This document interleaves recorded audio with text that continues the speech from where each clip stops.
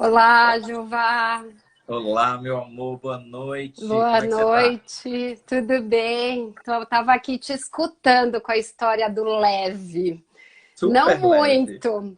Da cintura para cima eu continuo leve, da cintura para baixo, mais ou menos. Eu estou Ni- nos dois planos redondos. Ah, meu Deus.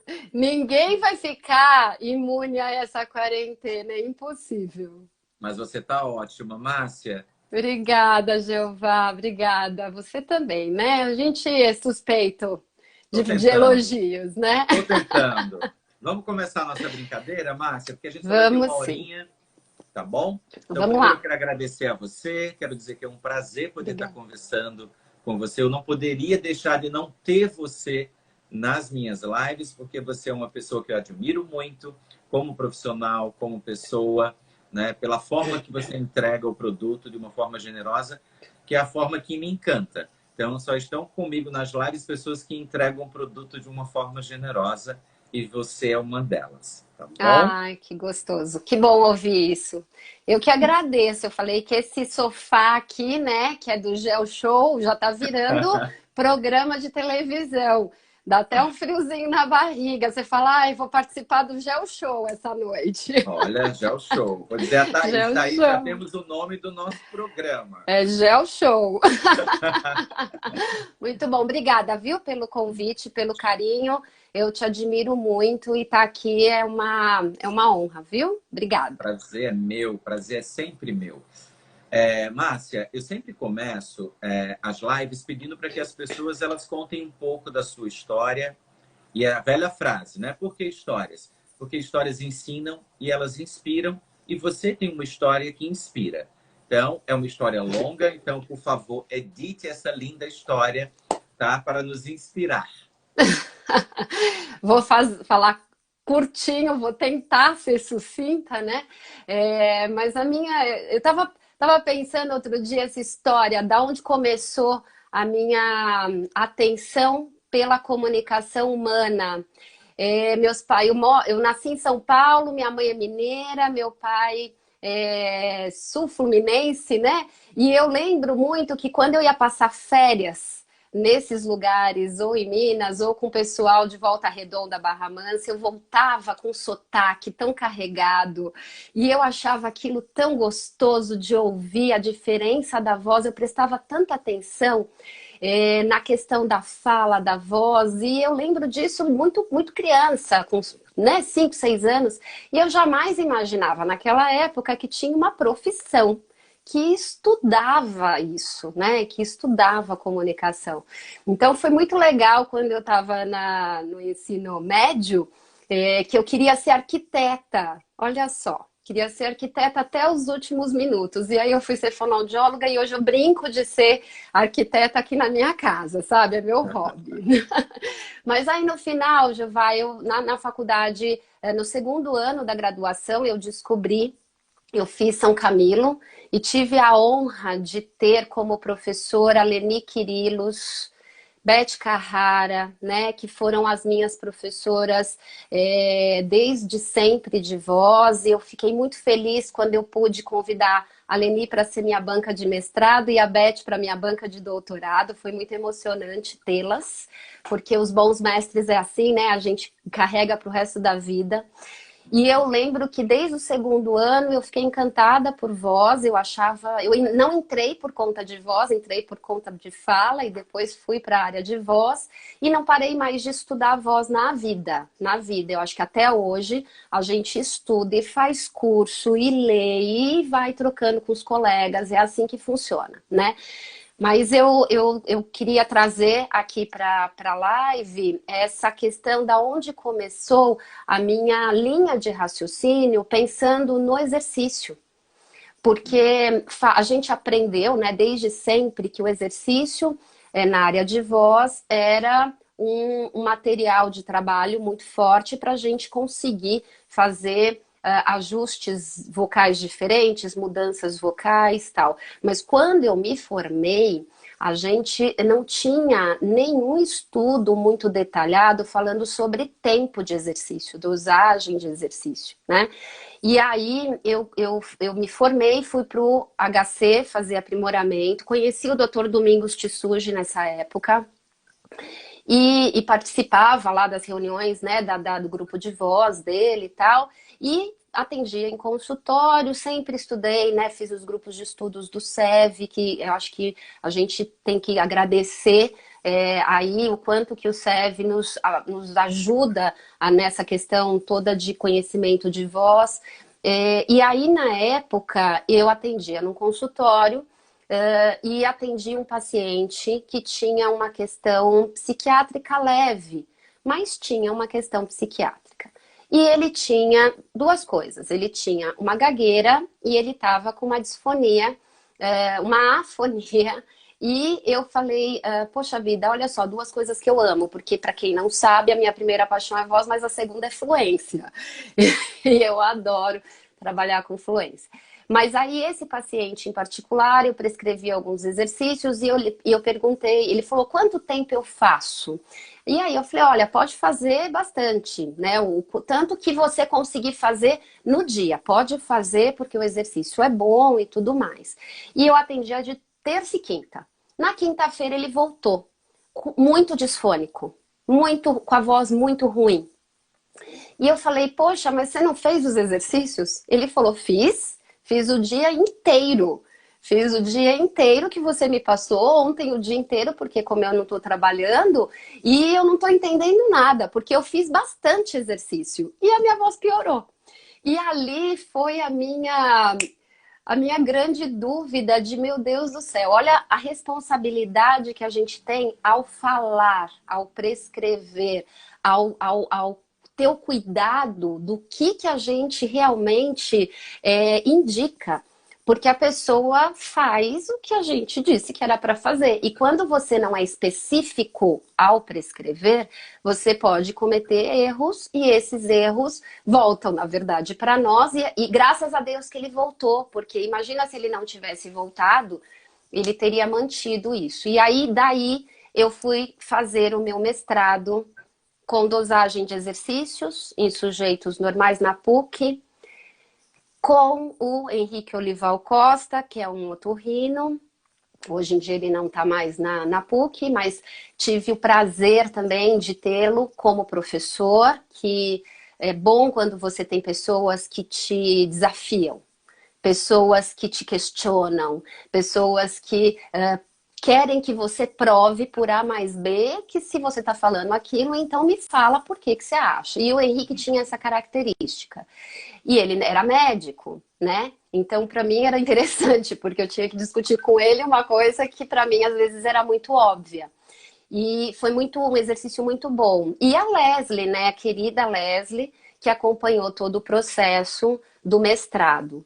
E do doutorado, eu evoluí, voltei para o HC, fiz com o Dr. Domingos Tissuji, e aí eu fiz com mulheres disfônicas, também com dosagem de exercício.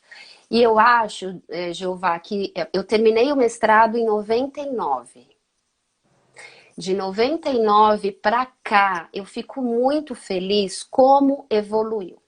Como evoluíram os artigos quando eles vão falar de exercício.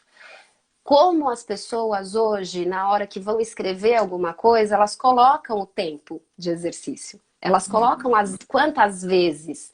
Mas até essa época, os trabalhos que a gente buscava tinha pouca referência de quantidade. Eles falavam do quê, mas não falava detalhadamente do como a gente tinha que prescrever. E aí, de lá para cá, né, que eu terminei em 2010, o meu doutorado, eu venho mantendo o meu interesse por essa área e cada vez, assim, todo curso que eu dou, toda aula que eu participo, eu também gosto de que as pessoas lembrem desse cuidado, dessa responsabilidade na hora que você vai prescrever o seu exercício de voz. Porque realmente, se não for uma ordem expressa, específica, você corre o risco de o exercício ser bom, mas o resultado ser ruim porque a prescrição foi errada. Excelente, Márcia. Que bom que você não foi para arquitetura, né? Porque talvez, se você tivesse na arquitetura, a gente não tivesse tendo esse papo nesse momento e a gente... Pois é. Mas é meu hobby. Se você precisar de alguma coisa, você me fala, porque eu adoro dar palpite em casa. Então tá bom, vou trazer você a Maceió para você dar uns palpites aqui em casa. Eu estou Pode contar precisando. comigo, pode contar comigo. Tá, Márcia, mas excelente. Que bom que você ficou realmente na fonoaudiologia, que você trouxe esses estudos, você sabe disso, que os seus estudos, eles ajudam muito a gente quando a gente vai trabalhar com exercícios vocais, né, no que diz respeito à dosagem em tempo. Então, é impossível não referenciar você, né? Então, a maioria dos estudos que eu vejo que trata de exercícios, eles sempre referenciam você.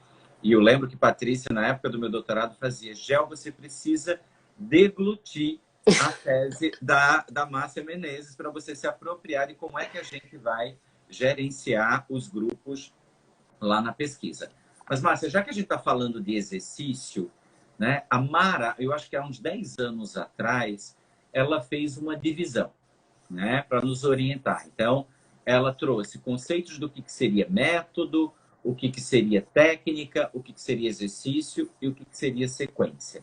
Tá? Então, o que a gente está chamando de exercício?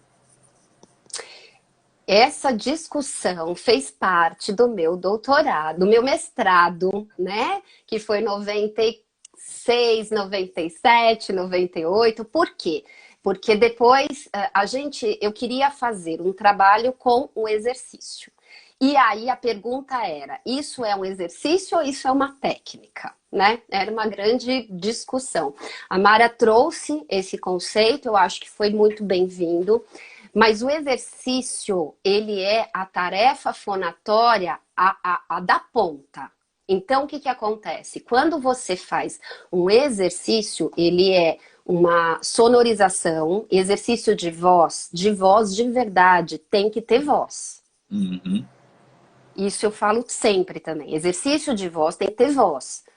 Tem que ter sonorização. Senão, você faz exercícios de respiração, ok. Você faz exercícios articulatórios, mas ele não necessariamente é um exercício de voz. Exercício de voz tem que ter som, tem que ter voz. E aí, isso no meu conceito, tá, Jeová? Depois você me fala, se não for a tua, a gente bate esse papo. Mas o que acontece? O exercício, ele é a tarefa fonatória específica. Então, por exemplo, quando você faz vibração sonorizada de língua, né, ele é um exercício. Exercício do trato vocal semiocluído. Ok.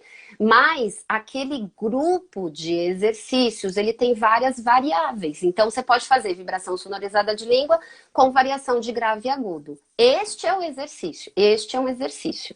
Esse porque aquela classificação que a Mara usava, né? Eu acho que até agora ela está querendo reestruturar. Por quê? Porque a técnica, do jeito que está descrito na literatura mais antiga e tradicional que a gente tem no Brasil, vibrantes é uma técnica dos sons vibrantes, ok? O exercício é vibração sonorizada de língua. O exercício é vibração sonorizada de língua com variação de grave e agudo. O exercício é vibração sonorizada de lábios. Esse é o nome do exercício, vibração sonorizada de lábio. É desse tamanho mesmo. E por que é desse tamanho? Porque eu tenho vibração de lábios sem sonoridade. Então, se eu falo que é vibração sonorizada de lábios, eu tenho que falar como é que eu tenho que realizar. Então, pela classificação mais antiga, né, e que a gente ainda não tem uma referência nova, vamos manter a antiga, o que é o exercício? O exercício é a ponta. Em cima do exercício eu tenho uma técnica. Então, a técnica é quando eu englobo um grupo de exercícios. E aí, então, eu tenho o exercício final. Quando que a gente começou a questionar isso? Quando veio a terminologia dos exercícios do trato vocal semiocluído. Então, quando veio esses exercícios do trato vocal semiocluído, várias técnicas ficaram no guarda-chuva dos exercícios do trato vocal semiocluído. Então, técnica dos sons nasais está dentro do exercício do trato vocal semiocluído. técnica dos vibrantes está dentro do trato vocal semiocluído. Então, atualmente, o que, que a gente tem falado? Muito mais de exercícios e menos de técnica. Quase tudo que a gente realmente faz, a gente faz com uso de exercício, que é a tarefa fonatória específica. Essa é a que a gente prescreve. A gente prescreve exercício.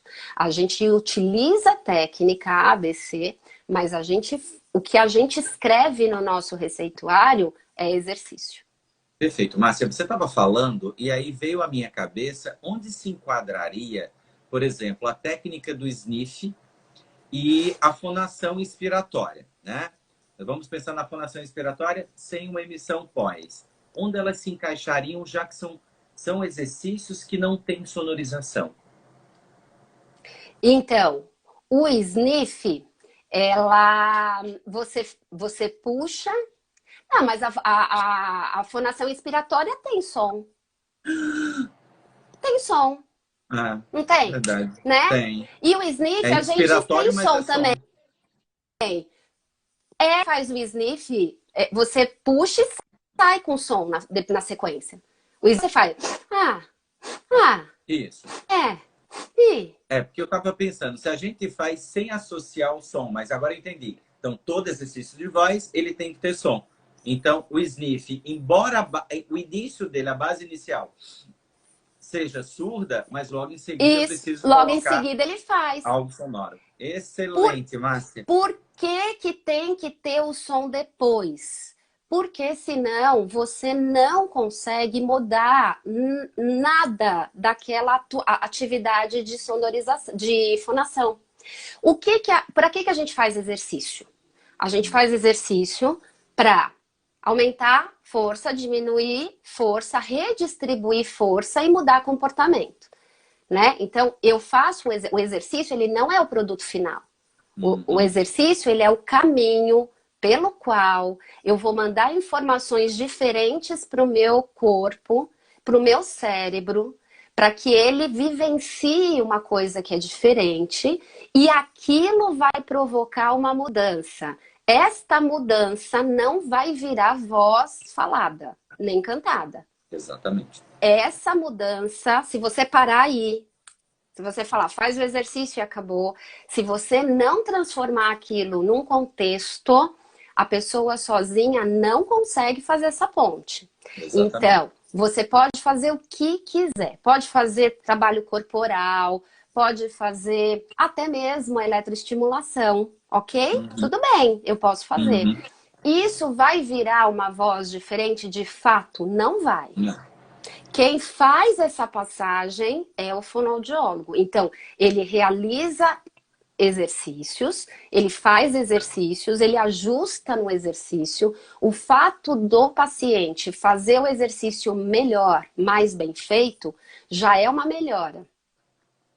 Excelente, então, isso é uma coisa importante. E aí tem que ter voz. Porque aí eu tenho o quê? Eu tenho que acionar a tarefa que eu quero mudar. A tarefa que eu quero mudar é fonatória. Então, eu tenho que associar. Tá bom? É nisso Perfeito. que eu tô falando. Ok. Perfeito.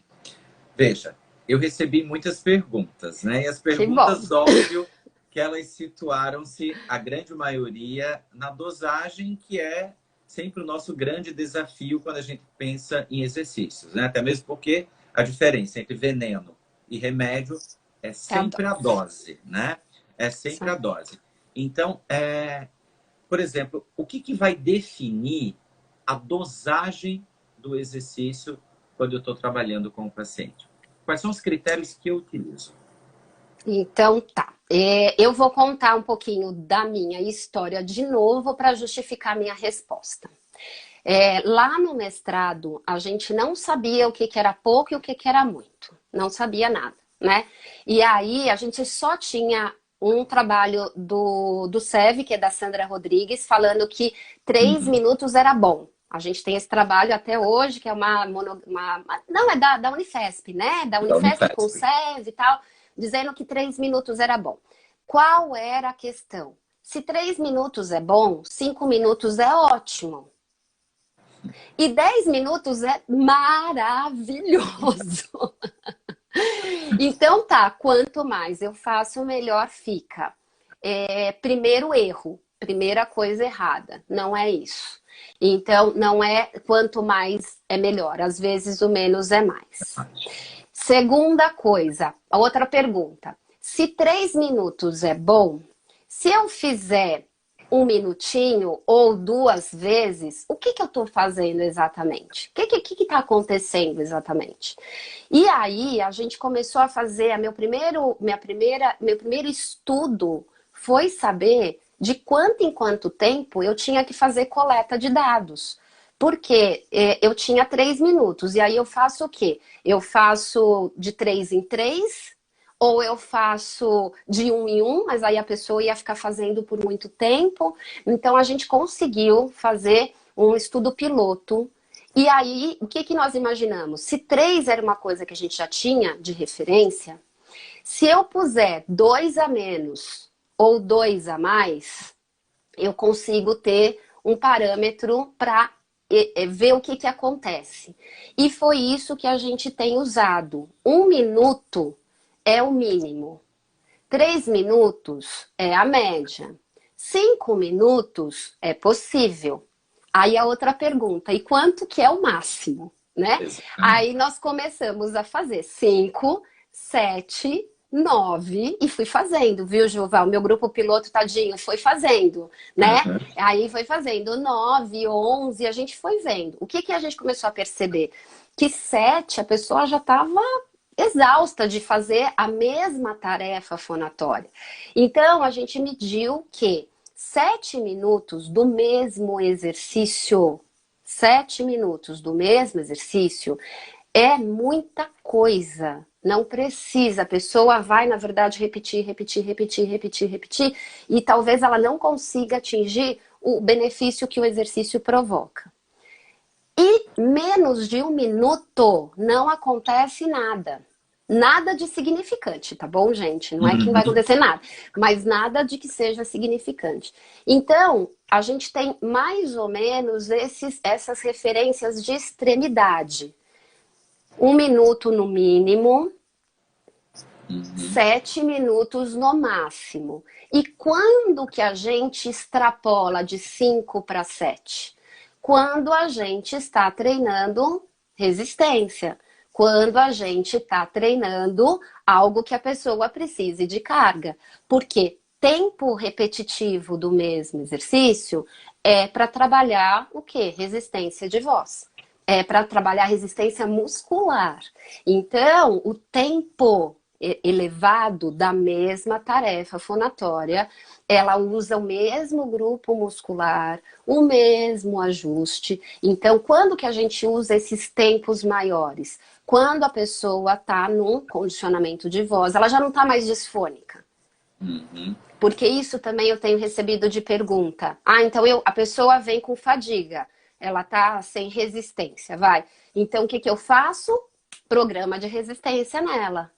Não dá, porque ela primeiro precisa se recuperar. E aí, então, eu trabalho a resistência dela gradativamente. Então, Falei muito? Não. Falei Não, muito? pode Só continuar. vou... É que em cima disso eu vou te perguntar uma coisa. Eu só vou concluir. Então, o que a gente tem de estudos hoje? E não só de vibração sonorizada de língua, que é o que eu fico muito feliz, porque eu estudei um exercício. Depois disso, vieram outras pessoas estudando outros exercícios de trato vocal semi-ocluído. E eles conseguiram verificar mais ou menos a mesma coisa que eu achei no meu trabalho. Que para sujeitos disfônicos, 1 minuto é pouco, 3 minutos para mulheres, tá? Para mulheres. 3 minutos tá ok, mas que para pessoas disfônicas, às vezes você precisa de 5 minutos e não de 3. Isso para mim foi a grande... Foi difícil para eu aceitar, na verdade, tá, Jeová, essa conclusão. Porque o que eu imaginei? Se a pessoa já está cansada, né? Ela vai fazer 5 minutos, devia fazer 3 ou devia fazer 1, por que ela vai fazer 5? E aí, o que a gente verificou é que, como as pessoas disfônicas estão com muitos ajustes já engessados, ou seja, elas já memorizaram alguns ajustes e aquilo está muito tempo repetido, se você faz um pouquinho e para, aquele exercício, ele só quebra o ajuste, mas ele não reestrutura o que você quer. Então você precisa o quê? Num primeiro momento, o exercício vai quebrando os ajustes, ou seja, ele vai fazer uma vibração diferente do que ele sempre fez. Ele vai fazer uma cooptação diferente do que ele sempre fez. Ok, esse é o começo do exercício, então ele está quebrando o ajuste, está lá no 1 minuto, né? No terceiro minuto, você percebe que a voz pode dar uma melhorada, ou seja, ela melhorou mais um pouquinho. Mas só com 5 minutos, muitas vezes, é quando ela se reorganiza de novo. Então, ela só vai se reorganizar com um tempo maior de exercício, que não era o que a gente tinha visto com sujeitos normais. Mulheres e homens normais não precisavam necessariamente de 5 minutos, principalmente as mulheres. Os homens precisavam de mais tempo. Mas as mulheres normais, sem, né, eufônicas, né, sem disfonia e tal, Uhum. com 3 minutos já estava ok. Algumas com 5 já estavam com fadiga, primeiros sinais de fadiga. Mas com as mulheres com nódulos de pregas vocais, muitas na estatística deu significativo, só com 5 minutos é que elas conseguiram ter a melhora que a gente realmente queria, que envolvia frequência fundamental, que envolvia diminuição de rugosidade, né? E melhorava a estabilidade. Eram as 3 coisas que ela conseguia melhorar com 5 minutos de exercício. Oi? Perfeito, Márcia. Em cima dessa... Oi, tá me ouvindo? Tô te ouvindo. Márcia? Me ouve, Tô né? ouvindo. Eu Tô ouvindo. achei super interessante essa sua fala. E engraçado, a pergunta que eu ia fazer, automaticamente você já desenvolveu. Aí eu queria saber o seguinte: existe diferenças nessa margem de dosagem? Você já falou um pouco de disfônicos, não disfônicos, entre homens e mulheres, e se existe diferença quando a gente leva em consideração se é uma disfonia comportamental ou uma disfonia orgânica, ou transita essa margem sempre independente se é comportamental, se é orgânica? Esses trabalhos que eu te disse são nas disfonias comportamentais. Uhum. Quando a gente olha para as disfonias, por exemplo, neurológicas degenerativas, tá? A gente sabe que a fadiga pode ser mais precoce. Então, a pessoa Uhum. começa a fazer o exercício, às vezes ela não aguenta fazer aquele tempo, a voz dela já cai. Então, você precisa diminuir o tempo de exercício e, às vezes, precisa alternar mais os exercícios. Por quê? Porque se ela faz 2, 3 exercícios, mas tem a mesma especificidade, ou seja, ele está trabalhando mais ou menos a mesma coisa, vai cansar também. Então, se eu pego dos vibrantes, vibração de lábio, vibração de língua, vibração de lábio e língua, e a pessoa tem alguma doença que já tem de base um cansaço muscular, uma fadiga, tal, esse tempo talvez seja uma hiperdosagem, considerando que é um quadro que já tem um fundo aí neurogênico. Quando a gente pega uma disfonia orgânica como uma paralisia de prega vocal, também a gente pode achar isso. Uhum. Por quê? Porque ela tá com uma prega vocal só trabalhando, né? E aí a gente vai trabalhar com exercícios que exigem mais carga. Se exige mais carga e a pessoa tá num quadro já debilitada, aí eu tenho que fazer prova terapêutica a cada minuto. Então, a sugestão que eu acabo falando aí para todos os meus colegas que discutem isso comigo é prova terapêutica no começo de um programa, seja para disfonia comportamental ou seja para disfonia orgânica, você tem que fazer a cada minuto de exercício. Você não vai começar direto com 5. Você faz o primeiro minuto, faz uma prova terapêutica. Uma coisa que a gente não fez nas nossas pesquisas, porque não podia, era ingestão de água, porque a água seria um viés metodológico. Mas na prática, a gente sabe o quanto que depois de 1 minuto fazendo qualquer coisa, vale a pena a pessoa tomar água, porque você tem hiperventilação. A recarga vem muito grande e isso pode ressecar mais a boca. Então, você precisa beber a água. Então, faz 1 minuto, bebe água, conta até 10, faz uma vogal sustentada. De novo, faz mais 1 minuto, faz mais 1 minuto. Então, como que a gente pode programar isso? Semana a semana. Na primeira semana, não tem problema eu usar 1 minuto de cada exercício que eu queira. Desde que eu chegue aonde eu quero. Onde eu quero? Eu quero que ele faça os 5 minutos. Mas eu posso ir aumentando gradativamente. A não ser, Jeová, que logo no começo eu perceba que ele tem condição disso. E aí o nosso ouvido é que manda, né, no final das contas.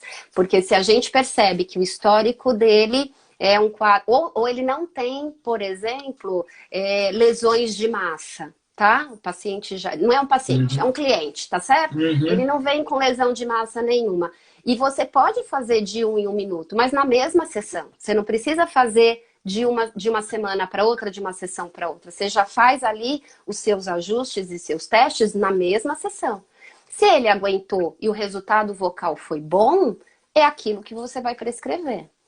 Então, apesar das pesquisas serem pesquisas que têm, né, uma metodologia robusta, que a gente sabe que os resultados são bons, a clínica, e eu sou uma pessoa que estuda, que foi para pesquisa, mas eu amo clínica. Desde que eu me formei, eu nunca deixei de trabalhar na clínica. Eu acho que na clínica, o paciente, ele te dá sinais, ele avisa para você, mas é lógico, ele só te avisa se você colocá-lo numa situação de pergunta, né? Então, precisa ir fazendo provas terapêuticas e aí, então, você faz a sua prescrição de acordo com o resultado que aquela voz deu, com o conforto que esse paciente teve e com a facilidade em realizar o exercício. Perfeito. O Ivan, Márcia, ele pergunta, já que você falou em carga, né, ele pergunta, o que caracteriza carga na área de voz? Seria duração maior, intensidade maior, quantidade de repetição? O que seria essa carga, né, para a gente da área de voz? É o Ivan Alexandre? Isso. Um beijo, Ivan. Tá certo. Então, tudo isso é carga. Toda vez que você tem que fazer um pouco mais de esforço para realizar uma tarefa fonatória, você precisa entender aquilo como uma carga maior. Então, se você faz um exercício no tempo de fonação confortável, sem fazer no tempo máximo de fonação, você faz no tempo confortável da pessoa, ele está com exercício com menos carga.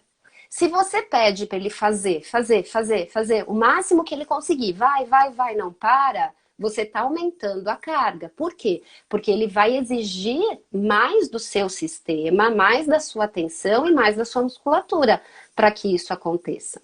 Se você faz no tom médio, você está com menos carga. Se você faz variação de grave e agudo, ou de extremo grave, de extremo agudo, aquilo é uma carga maior.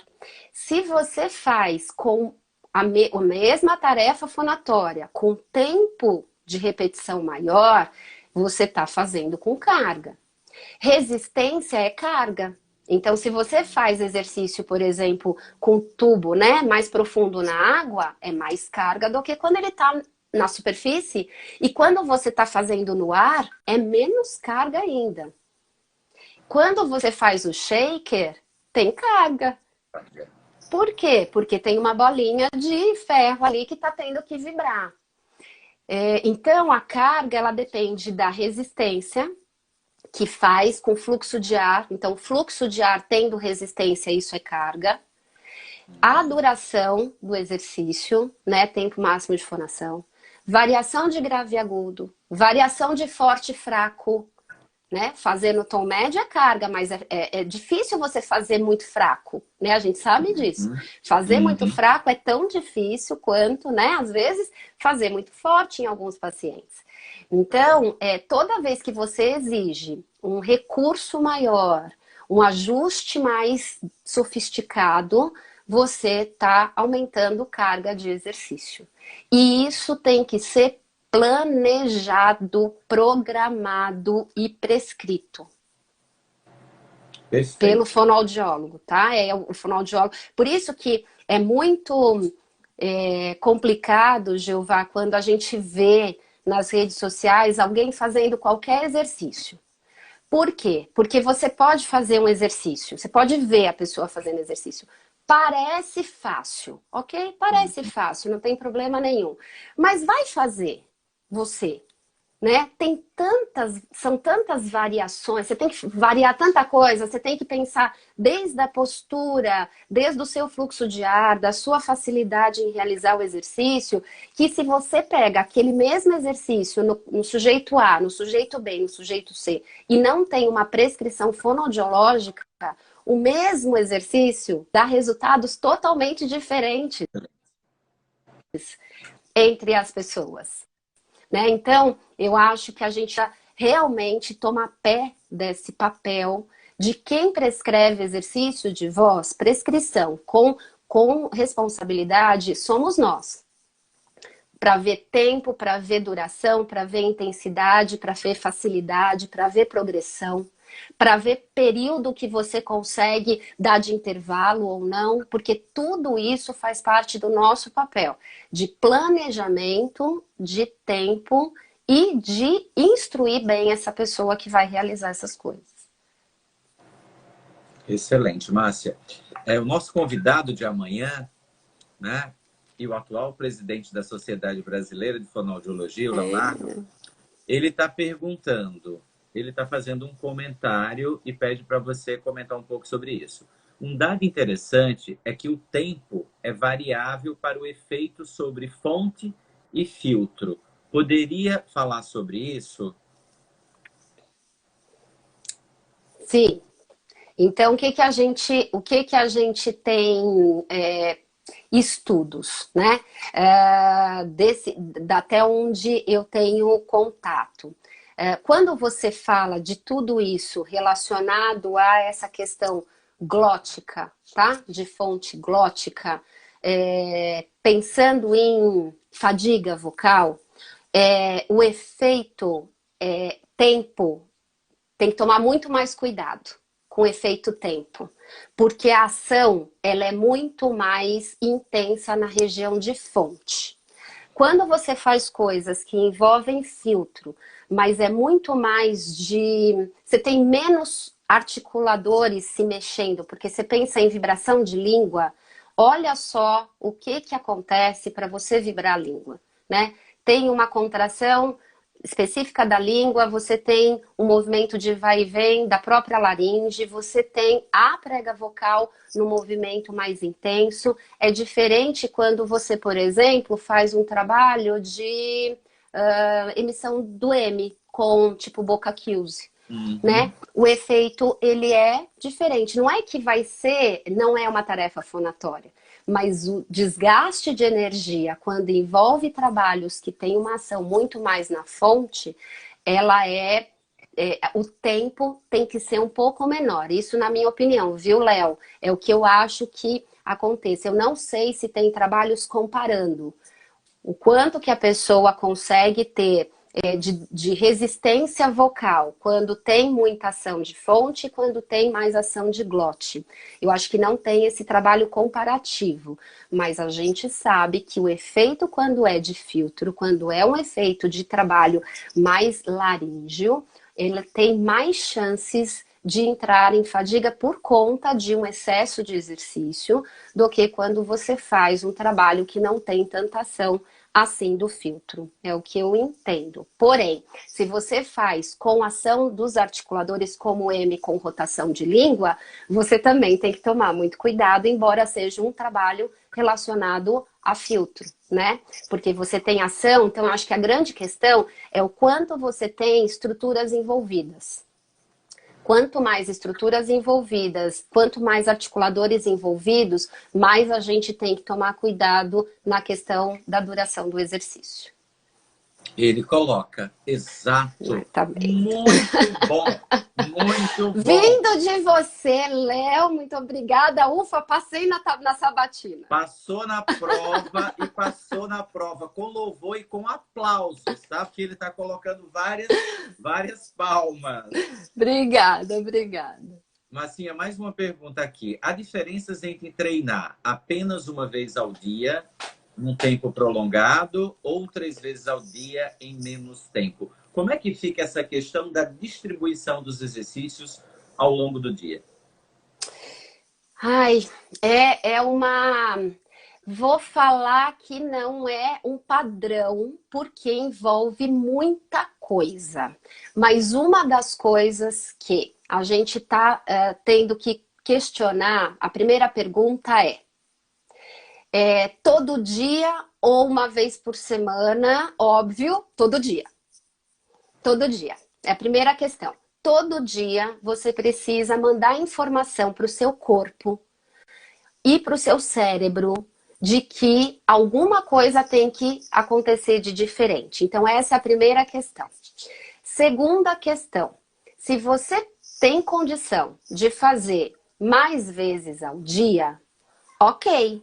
É sinal de que você vai ter mais informações musculares e fisiológicas e de posicionamento e de ajuste ao longo do seu dia. A pergunta é, você pode fazer isso? Né? Você pode fazer isso? Porque a questão é, eu acho que é importante, mas eu não tenho logística para isso. É um paciente ou um cliente. O nosso papel hoje é perguntar para esta pessoa qual é a rotina dele, do dia, da semana, do mês, né? É você entender como é que funciona. Por quê? Se ele tem tempo de fazer mais vezes ao dia, o que nós, fonoaudiólogos, temos que tomar cuidado é que esta repetição tem que ser curta. Ele não vai fazer a cada 2 horas uma sequência que vai durar, sei lá, né, meia hora de exercício, 45 minutos de exercício. Ele pode fazer de hora em hora, e isso eu tenho vivenciado, inclusive agora na quarentena, é um exercício que eu acho que teve um efeito muito bom, um efeito muito bom. E aí ele vai fazer de hora em hora, ou a cada 2 horas. Mas uma vez por dia, ele para e ele faz uma sequência maior. Isso tem dado muito certo. Por quê? Porque na sequência maior, você está trabalhando fatores diferentes. Você está fazendo um trabalho, às vezes, respiratório, um trabalho de abaixamento de laringe, um trabalho, né, de ampliação de onda mucosa. Então, você está fazendo um kitzinho de exercícios para algumas coisas. Ao longo do dia, você pega o exercício que ele se saiu melhor. Foi um exercício que teve uma prova terapêutica muito boa ou que ele está precisando. E aí você distribui ao longo do dia. Então, Jeová, eu acho que... E se ele não tiver o picado durante o dia? Ele vai fazer uma vez bem feita no dia. Uma vez bem feita. Com consciência, prestando atenção, porque tem exercícios que vão provocar mudanças fisiológicas, mesmo que ele não esteja de fato prestando atenção. É só um efeito repetitivo. Então ele pode fazer tomando banho, ele pode fazer dirigindo, talvez ele não vá prestar tanta atenção. Então ele vai fazer aquilo nas atividades do dia. Mas em um momento específico, ele vai ter que prestar atenção na voz, ele vai ter que prestar atenção no pós, então ele faz o exercício, logo depois ele faz. Ele vai ter que sentir mais a laringe dele. Então, o que a gente diz depende da programação dos exercícios. Tem programação que é menor, com mais frequência durante o dia, E tem programação que é mais compactada e aí é uma vez por dia só. O que a gente sabe é, se ele puder treinar todos os dias para isso, para este tipo de coisa, ok, beleza. Se ele não conseguir treinar todo dia, que não ultrapasse 2 dias. Porque tem a questão da reversibilidade, que depois de 48 horas você começa a perder 1% do que você adquiriu. Então, se tiver que pular, né, um dia, fez hoje, amanhã eu não faço, faço no outro dia, pelo menos isso. Isso é legal até de conversar com o paciente, né? Porque às vezes na agenda do dia a dia a pessoa fala, eu esqueci e tal. Não, tudo bem, você pulou um dia, mas só pode pular um dia, não pula 3, 4 dias. Tem pessoas que só faz com você o exercício, né? Vai melhorar? Vai. Vai melhorar, Jeová, mas vai demorar. Vai demorar mais para a coisa modificar. Sim, claro. E no caso, Márcia, dos pós-cirúrgicos? Pós-cirúrgico, eu tô com um caso agora bem legal. E aí, o que que acontece? Tem várias prescrições de pós-cirúrgico e depende do médico que opera. Tem escolas que encaminham logo na primeira semana depois da cirurgia e o paciente ficou 3 dias sem falar e volta a falar com você. Ok. É uma linha mais americana, tal, que volta mais rápido. A linha japonesa é uma linha muito mais conservadora. Então, eles esperam 10 dias até o paciente voltar a falar. E aí, nesse dia, não fala nada, ele fica em repouso vocal de verdade. Tá certo, tá errado, não tem estudo comparativo. Então, a gente sabe que no joelho tem estudo comparativo. Que quanto mais cedo a pessoa volta para fazer a fisioterapia, é melhor. Agora, na fono, o que eu tenho, os otorrinos com qual eu trabalho agora, eles têm mandado mais rápido. Opera e logo depois vem. Qual é a questão? Pós-operatório, o tecido ainda está em processo de cicatrização. Então, não dá para você chacoalhar, colocar coisas muito intensas. É tudo muito delicado e sutil. Porque na linha dos conservadores, se você mexe demais nessa estrutura que está se regenerando, você pode provocar uma alteração no processo de cicatrização também. Então, no pós-operatório, normalmente a gente trabalha com quase nada de carga, tudo muito sutil, tempo muito curto, mas ele precisa colocar essa prega vocal para sonorizar. Então, eu acho que tem que entrar com os vibrantes, mas são vibrantes leves, que eu acho que são os fricativos sonoros, por exemplo, entendeu? E aí você vai só, porque essa pessoa, por exemplo, ela pode voltar a falar, sonorizar, com você, com o fonoaudiólogo. Ele ficou 3 dias em repouso, 5 dias em repouso, e quando que ele vai falar? Ele vai falar com o fonoaudiólogo, porque aí nós também sabemos como que ele vai falar, qual é a intensidade, dá toda a orientação de duração dessa conversa, recursos de comunicação que não sejam exclusivamente sonorizados, né? Então, eu acho que o pós-operatório, Gilvar, ele tem que ter uma programação aí, dependendo da lesão, né? Então, lesões mais tipo pólipo pediculado. Pós-operatório é muito bom. Resultado pós-operatório é muito bom. Cistos bilaterais. Pós-operatório, você tem que tomar um pouquinho mais de cuidado. Fez incisão dos 2 lados. Então, o que a gente tem que fazer? O início do processo é com pouca carga, quase nada de carga, e tudo com curta duração. Ao longo do mês, então 1 semana, 2 semanas, 3 semanas, na 4ª semana, você consegue já ativar um pouquinho mais essa musculatura, mas tudo vai depender da resposta desse paciente. Tem cicatrização A, tem cicatrização B. Se o paciente tem um bom processo de cicatrização e desinchar, oi, voltei. Tem que desinchar, né? Porque o processo de inchaço envolve o edema, né?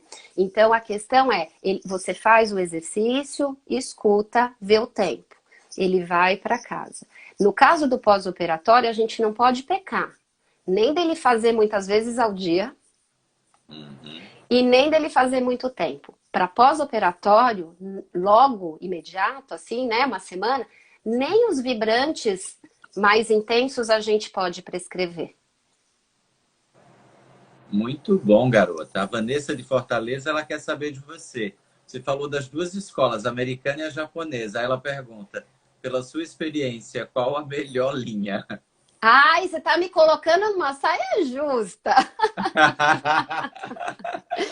Vanessa é Olha, uma como querida. terapeuta, tá? Como fonoterapeuta, eu sempre quero que esse paciente volte para a funcionalidade, né? E estando numa linha mais curta de pós-operatório, eu acho que eu sinto que a recuperação, mas gente, é uma vivência pessoal, não tem trabalho sobre isso.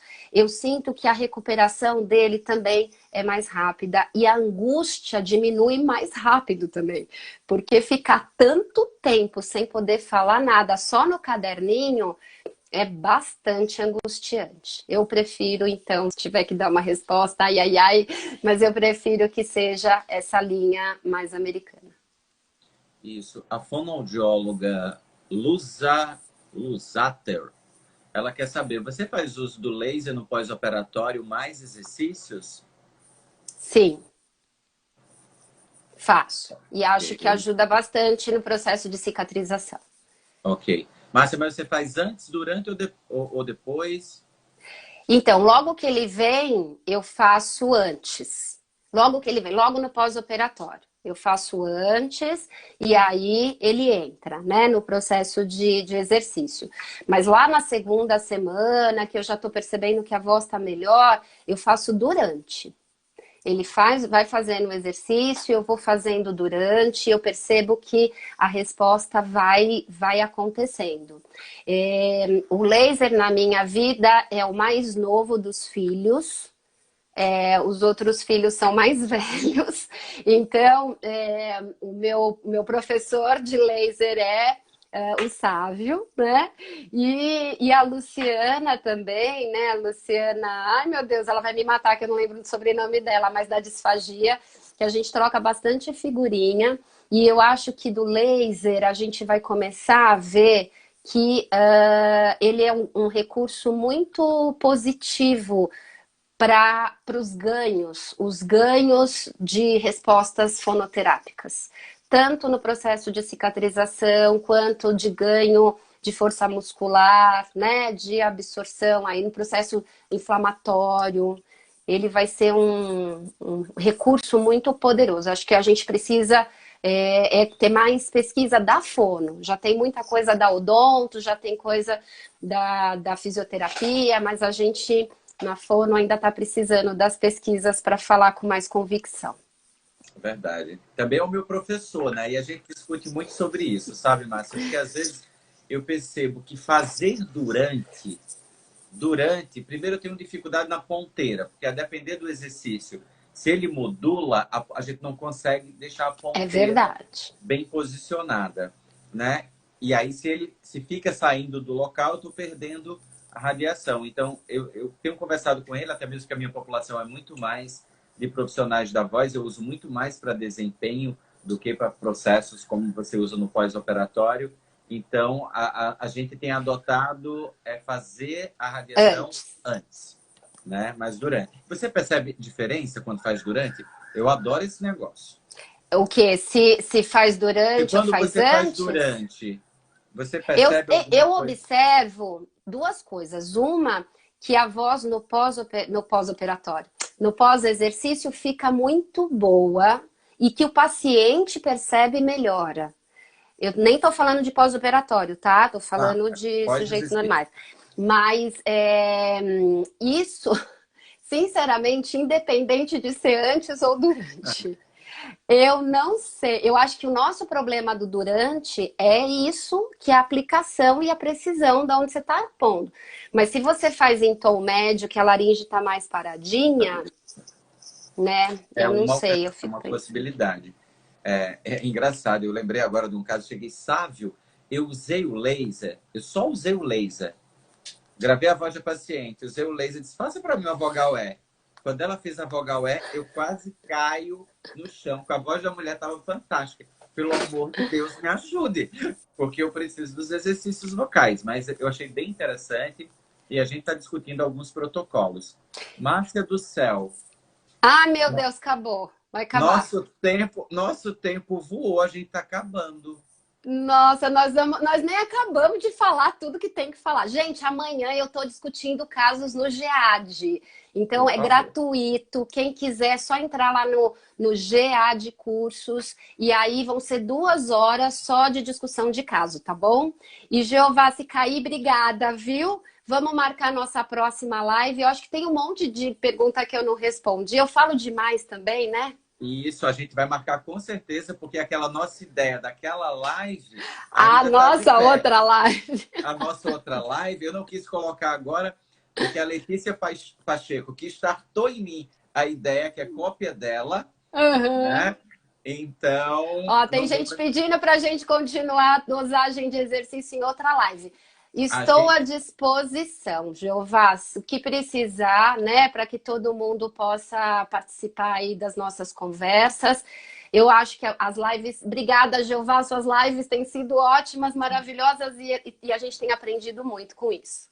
Ótimos são vocês, os convidados. Eu sou só o Os com... porta-voz dessa conversa do G-Show. G-Show! G-Show. G-Show! E não tem nada a ver com G de Globo, não. É Não, é o Geo-Show. Jeová. É, É Gel-Show. Geo-Show. Olha Tá? que legal! Gel. Geo-Show. Adorei, É o adorei. show. Já vou patentear o nome, tá? Meu amor, obrigado. Foi ótimo conversar com você. Pessoal, um beijo grande para vocês. A Tá gente bom? se vê. Tá bom? Obrigado, Combinado. obrigado. Nós vamos cair.